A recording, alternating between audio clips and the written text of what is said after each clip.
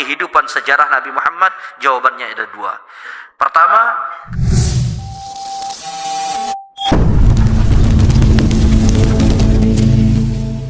lewat cerita beliau kita bisa mengambil banyak pelajaran.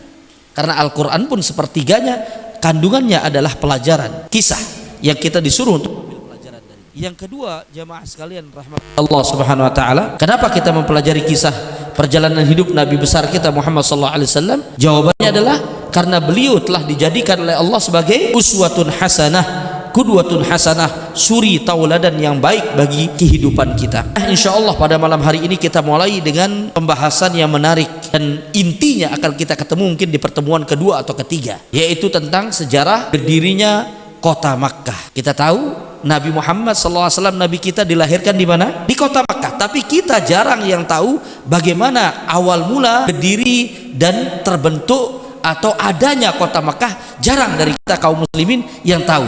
Nah, itu nanti kita akan bahas sedikit demi sedikit. Tetapi sebagai muqaddimah atau permulaan dari pembahasan kita, siapapun yang belajar sejarah Nabi tahu kota Makkah tidak bisa lepas sejarahnya dari siapa? Dari Nabi yang besar, yang merupakan nenek moyang Nabi Muhammad. Nabi siapa? Yaitu Nabi yang dijuluki sebagai Abul Anbiya, bapaknya para nabi. Siapa dia? Siapa beliau? Nabi Ibrahim. Jadi berdirinya kota Makkah, kalau ada yang tanya, tidak lepas dari tiga orang, yaitu Nabi Ibrahim, kemudian putranya. Siapa nama putra Nabi Ibrahim? Nabi Ismail, dan ibunya, yaitu istri kedua Nabi Ibrahim yang bernama Hajar. Jadi sekali lagi, berdirinya kota Makkah dan sejarah terbentuknya kota Makkah tidak bisa dilepaskan dari tiga orang ini atau tiga tokoh, yaitu yang pertama Nabi Ibrahim alaihissalam, yang kedua Nabi Ismail putranya alaihissalam, dan istrinya yaitu bunda Nabi Ismail, Hajar alaihissalam. Karena itu kita mulai kisahnya dari Nabi Ibrahim dulu. Bagaimana Nabi Ibrahim kok nanti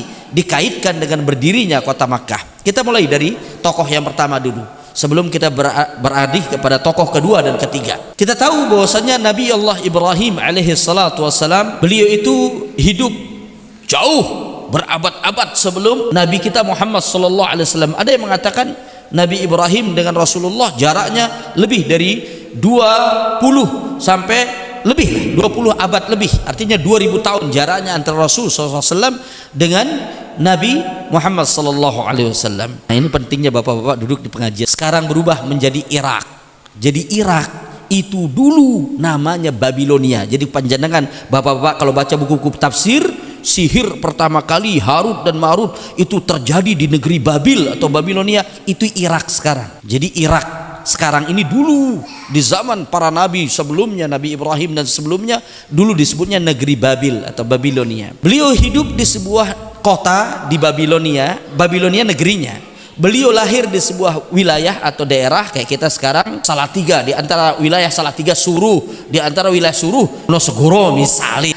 Negerinya Nabi Ibrahim namanya Ur. Saya ulangi lagi, desa dan kotanya Nabi Ibrahim bernama Ur. U2 sama R, Ur. Apa namanya, Pak? Di negeri inilah Nabi Ibrahim dilahirkan. Jauh jarak.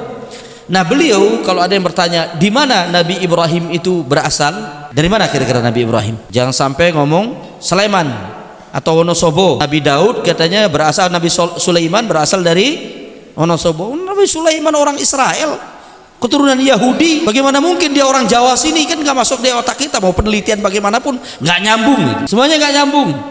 Kalau memang iya berarti harusnya banyak keturunan Israel dan Yahudi di Jawa Tengah ini. Nggak masuk akal. Nah, pertanyaan saya sekarang kepada bapak-bapak, Nabi Ibrahim itu hidup di mana? Beliau itu setelah kajian ini bapak-bapak nggak boleh lupa, harus ceritakan ke anak turunan. Nabi Ibrahim hidup di sebuah negara yang dulu pernah belajar sejarah, insya Allah pernah dengar daerah ini.